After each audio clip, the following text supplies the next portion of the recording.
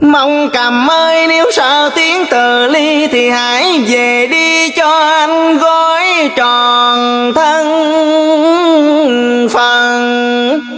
Vì trọn cuộc đời anh đã mang nhiều cay đắng, nên chẳng dám chở tình ai cho nặng cánh phiêu